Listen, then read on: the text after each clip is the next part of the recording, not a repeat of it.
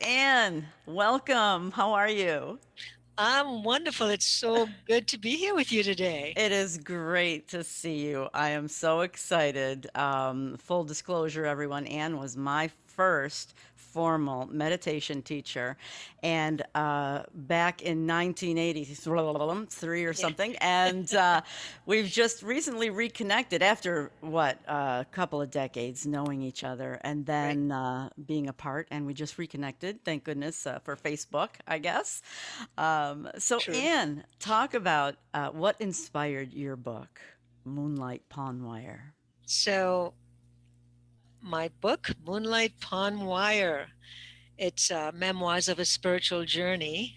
And boy, the inspiration really came from growing up in a small island and a small village, the island of Trinidad in the Caribbean, and growing up in poverty and just being sort of catapulted into life in America as a teenager and going through marriage, divorce, and ups and downs, all the challenges, and just coming out on the other end now as a grandmother. And I feel like it was that spiritual thread through the tapestry of my life that really kept me safe and kept me on my path no matter what was going on around me. And I just felt like by telling my story, by sharing all of it, that hoping that people could find some thread for themselves of connecting with spirit, connecting with their inner selves, and to realize how powerful that can be, how it can really guide them through their lives, no matter what is going on, whether they're having some severe illness or whether they are in poverty or struggling in one way or another, that there's always a way out, and that connection to source, to their higher selves can actually support them and help them and bring them through that. So, now when you talk about connecting to your higher self, connecting to spirit, can you talk about how one goes about doing that? Because some listeners have absolutely no idea what that is. So, you Great. I'm glad. begin. And Yeah, I'm glad you asked that question. yeah, and we talked, we know nature is a huge part of that. So please explain. Yeah, absolutely. So growing up in poverty in a small village, you you depended on nature. You depended on everything in nature. I mean, all the foods you needed were in your backyard. The fish that we caught were in the river. I mean, everything was there in your backyard and in your little village and community. And also, too, you depended on each other. I mean, there was no way you would survive unless you connected with everyone in your village. Some days when you didn't have food, someone else had enough and they would offer it to you. And everything was sort of shared in a sense. Even though you had your own space and your own life, everything was shared and open in that village. And And common knowledge that what affects one person affects everyone. absolutely, yes, very true. And so I think the sense of spirituality and that connection with higher awareness begun when I was a child because you didn't have the TV, you didn't have all these other distractions we have now. And so you would go lie in the sugarcane field and look up at the sky, and then you would just sort of drift into this quiet, calm space that felt so good that you wanted to do it more and more.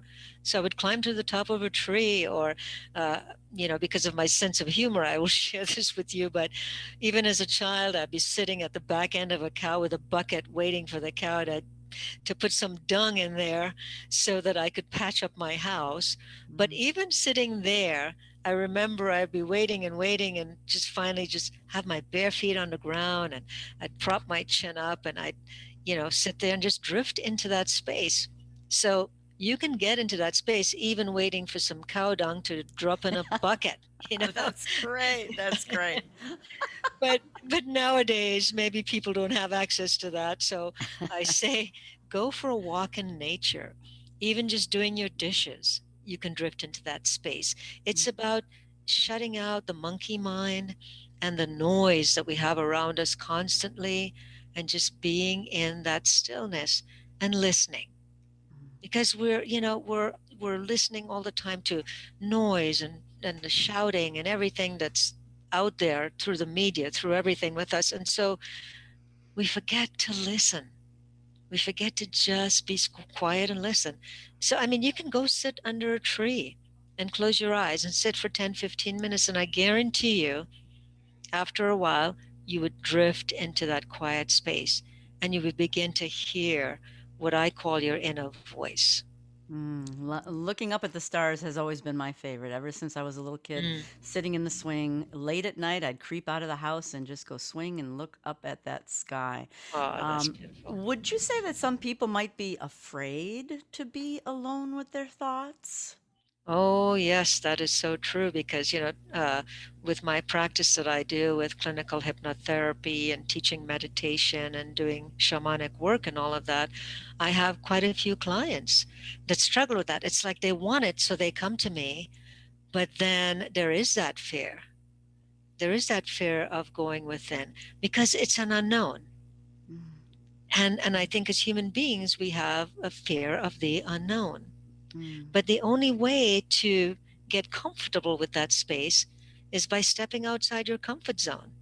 mhm, You have to take that first step. So I guess in a way, I become that person that sort of holds your hand if you have that fear, and I guide you into that space in a gentle way. And but once you discover it, you're going to want it all the time mm, because it's just amazing. There's no words to describe it. And I know that you know that. mhm. And I There's think just it, yeah, I think it should be taught in schools. I think it should Oh, absolutely, yes. and because also the fear of being alone with their thoughts, but also of being alone with the voices in their heads. And I know some people are actually psychic that don't know it, that actually hear legitimate, Yeah. intuitive voices in their heads. But then there's others who have a tape loop going in their head of a parent's voice or a teacher's voice that was hurtful to them growing up, Yes. and that tape is continuing to run and they don't know it. So Yeah. someone like you can help them to stop that or erase that tape and maybe put new information on that tape. Yes, that's true. Absolutely. And I do have a lot of clients like that where, like you say, it's not always this wonderful, beautiful, peaceful, joyful voice. Maybe they were abused, maybe things were said to them from the time they were children, or even at birth or before that. I mean, things that are being said around us, the noises and the stuff that's going on around us, it seeps in and it seeps into that hard drive or that filing system, and Mm-hmm. it stays with you for the rest of your life until you look at it and you remove it and you replace it, like you said, with something more positive that is serving you where you are at that moment. And Mm-hmm. so as a clinical hypnotherapist, that's what I do. I guide people to go into that space, into that filing system, and they discover. I let them discover. I just guide them to that space and I help them and through the process, but they discover whatever it is, this habit or this voice or this pattern or whatever it is they were to, or even the abuse, that wow, now I need to shift this and move into a new positive space in my life. We have Mm-hmm. to release, we have to let go to Mm-hmm. make space for something new and different and exciting. Even in our own homes, right? We do that, don't we? Yeah. You have to clean out the Yeah. closet, throw out the old stuff you don't use anymore, Great you know. analogy.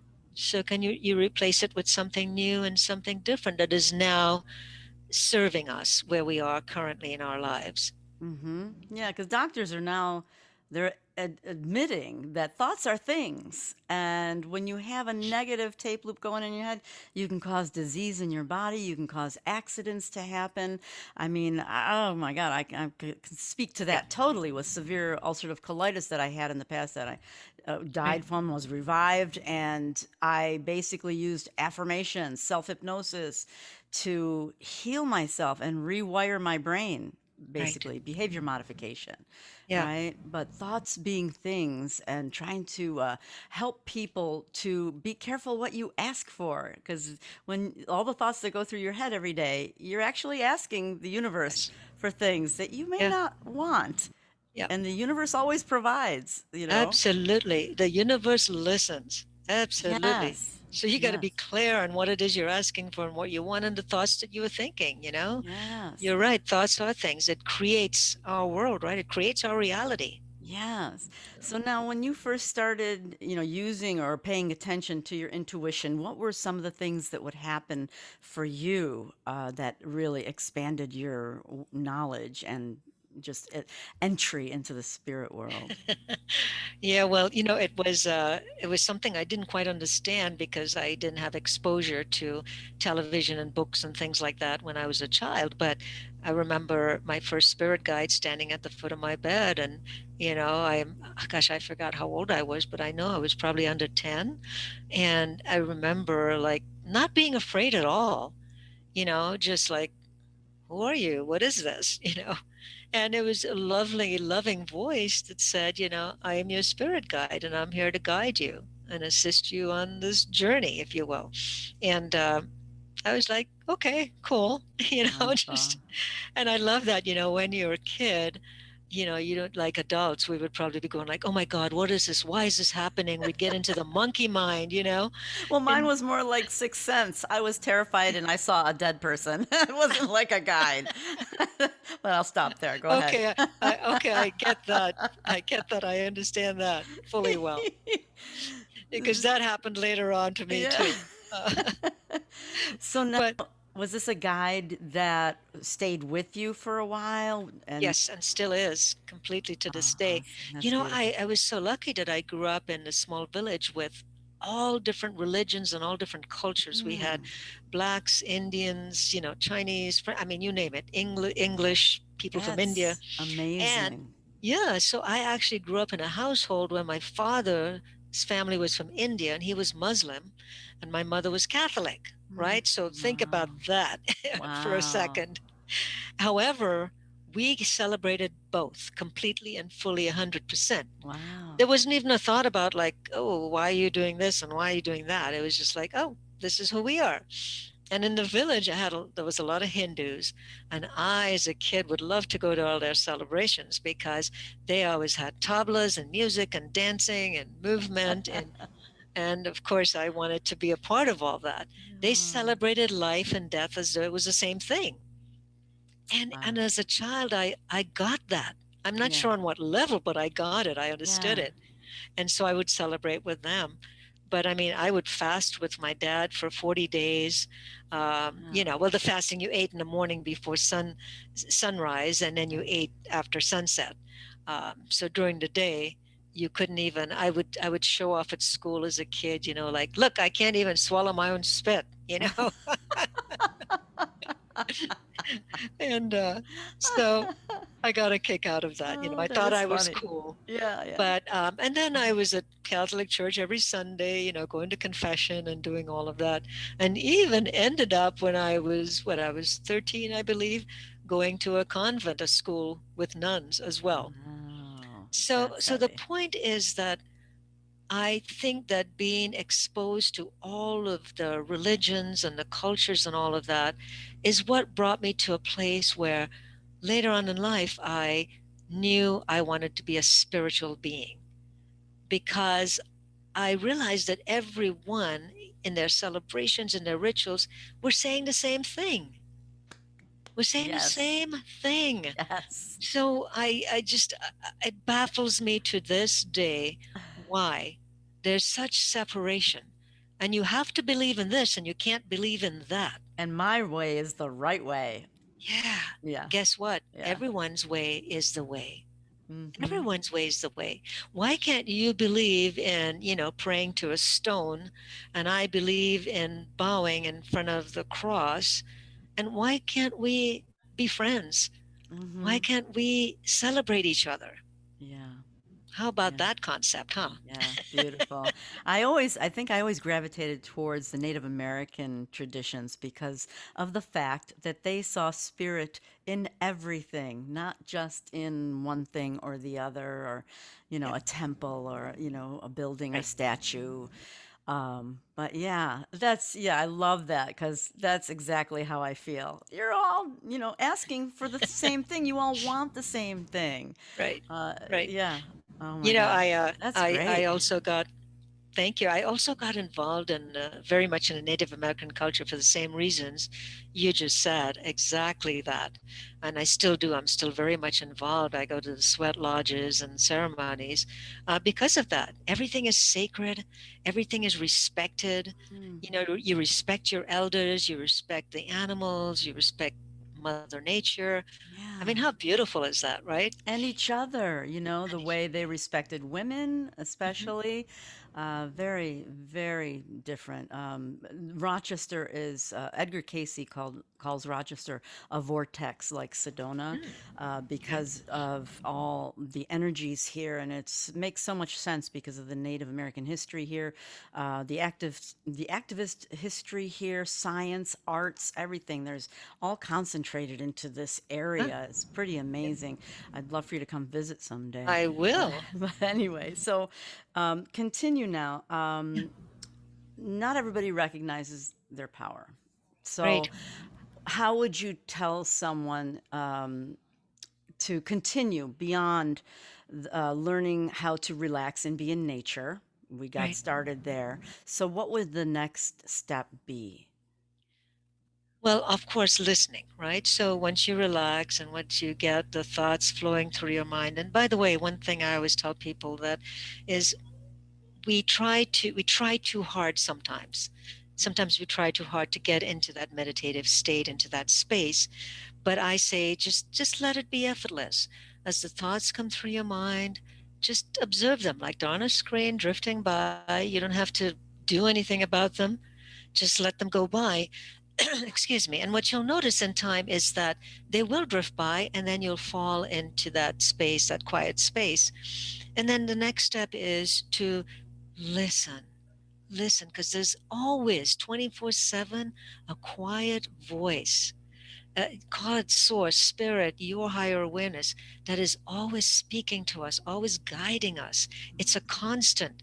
But the reason we don't hear it is because we're out there in the world busying ourselves and with all the noise. And like I said, with the monkey mind, Mm-hmm. you Full of know, fear. full of fear, absolutely. And Mm-hmm. so we don't hear it. But that voice is always there and Mm-hmm. it's subtle. And, Mm-hmm. you can hear it as a voice, you can feel it, or you can see it. I'm very visual, so I see quite a bit in the spiritual realm. And before I go any further about that, I just want to say that for me, there's no such thing as a separation with the world we currently live in and this whole spiritual realm. It really is all one. Mm-hmm. And what I love about it is that the information and the messages I get, they help me in my life. They apply to my everyday life.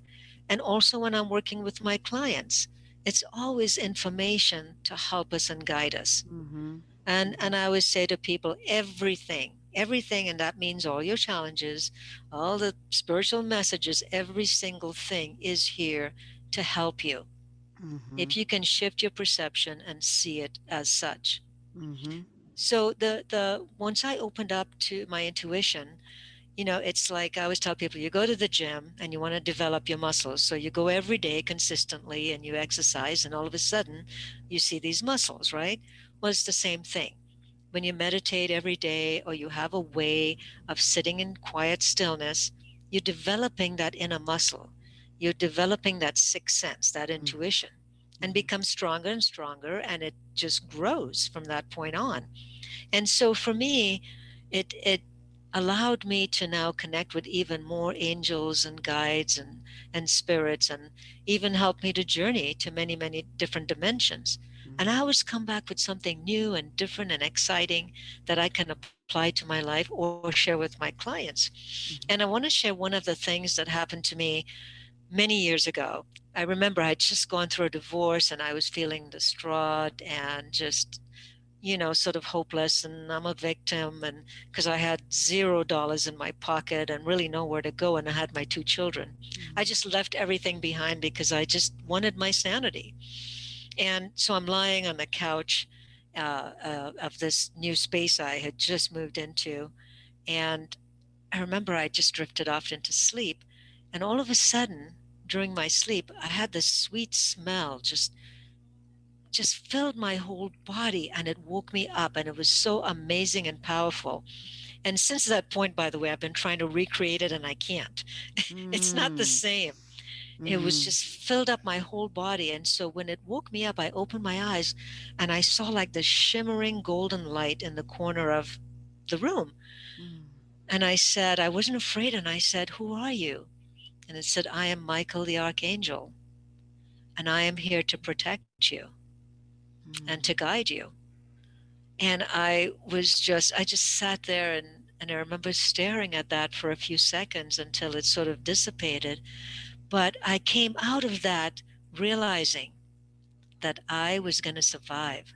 I was going to make it because I have this guidance and this smell, whatever it was, that just filled me up. It was Mm. gave me the courage. It gave me what I needed to now pull myself up by the bootstraps and knew that I was going to be okay in my life. Beautiful. So, so that That's a was very beautiful story. powerful. Yeah, very powerful. And I often tell people too, the voice is non-judgmental. It doesn't Mm, make you feel fear, guilt, anger, any of that. right, Whereas a parent or a teacher from long ago might hearing their voice in your head from something that they had said that stuck with you would make you feel badly. The intuitive voice does not make you feel bad. It right, just is right. unemotional information, Yes, and I have been sleeping when I heard that voice say, "Your daughter's out of her crib," and wake me up out of a sleep before she got to the stairs. right, Um, things like that. It's just amazing, and not a frightened, fearful way right, at all. right. Um, and we're made up of everything, all electrons, everything is the same Right, electrons and energy. So it makes sense when I tell people we're all made up of the same stuff, everything, you, me, this table, the stars, the moon. right. That's why you can connect. It makes Yes, sense. It just, yeah, yes, makes that much more sense. If your energy is, doing something, then you're going to affect somebody right. next to you like ripples in a pond, you know? Absolutely, Um, absolutely. Yeah, I remember, so speaking about that connection, it's the same with nature. We're mhm. not separate from nature. We are nature. Yes, yes. We just think we are, and so we've caused this separation over time. With everything else going on in our world, especially now, we've caused this huge separation. Mhm. But everything is connected. And I know it Yes. sounds cliche because we hear it and we Mm-mm. hear it and we hear it. But when you know it and when you feel it, wow, Mhm. life is amazing. And look, Yes. I've been through some difficult things in my life, being diagnosed with certain things that I thought, okay, this is it. What am I going to do? And, had a couple of months where I felt like a victim and woe's me and all of that stuff. But once and not avoiding it, I was going to say that's the key. That's one of the keys is not to push it away or Mm. avoid any of your challenges. But if you Exactly. can face your challenges, if you can move through it, you will come out on the other side and you will come out better and stronger and more empowered and filled with more joy and peace. I guarantee you that. I Agreed. love. You have a Go ahead. great analogy for that. Please talk Yeah. about the wave. Yes. I I was love just it. I gonna. love it. Thank you. I use it all the time, Mhm. and that's just when I was a kid on the island. Connected with nature. So we'd be at the beach, and I would run into the ocean, and these huge waves would come and knock me over. And finally, one day, I had an aunt sitting on the beach, and she yelled out at me, and she said, if you dive under the wave, you'll come through it on the other side." And so looked at her like, okay, sure. And I tried it. And sure enough, I came out on the other side and I kept doing it. And so that stuck with me. And I use that as an analogy to help me in my life. So when I'm faced with anything, I mean, it could be the littlest thing, like some angry person confronting me for no reason, or something big in my life, like being diagnosed with something. I face it. I Mhm. face it and I allow myself to move through it. And I'm Mhm. not saying it's easy, Right. It's you know? how you face it. It's Right. not what happens, it's how you deal with what happens. You Absolutely. went and took the easiest route through that wave instead of standing up there Right. resisting it. Right. You worked your way through in the easiest way Exactly. possible. Yeah. Exactly. Yes. Mm-hmm. Yeah, I'm sorry. You were going to say something and I. Oh, no, no. I was just going to say the power of mantras, like having Mm, mantras that you can use. I have sticky notes on my bathroom mirror, that every day reminds me. Yeah. You know, like I'll share a couple that I have with you right now, and that is simply I am. And that I use that one when there's too much going on and life feels overwhelming or all this stuff's going on. It just kind of brings me back to center. Because once I say I am, then I go into, well, who am I?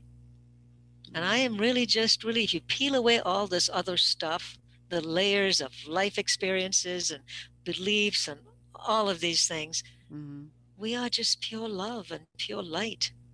That's truly who we Exactly. are at that Exactly. deepest level. And that's why I love meditation and I love hypnotherapy work. It peels away all those layers and takes you down to the core. And once you understand that you are love and light and you start to live from that space, then Mm, everything becomes that. People react to you differently in life. mm. And you You know, see it in others. You start seeing it in others after yep, realizing that it's yes. what we are. And Yeah. speaking of mantras, to finish this up, as I mentioned at the top of the interview, you were my first formal meditation teacher. I'd been doing it, on my own in my room with my little candle and books and stuff, but I moved out to Los Angeles. I went to the YWCA, got a job as a martial arts instructor, and there was Anne Fernandez, who has multiple gifts, but one of the ones that I appreciated very much was the meditation class that you held there.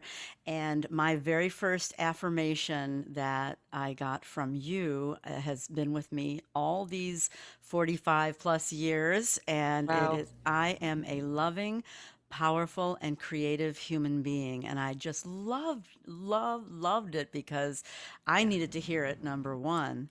Great. But it is so true of all of us. And it's a very powerful mantra. And I shared it numerous times over the decades. Oh, And I still wonderful. use it. And I want to thank you so much for Oh, you're that. so very welcome. Yes. Yes, the mantras are important. And wow, Yeah. was it that long ago, Deborah? Oh, yes. And look at us. We look I amazing. know, I know. And we are amazing. I Absolutely. speak once a month at a spiritual center, and I was there this morning out, so I give talks there.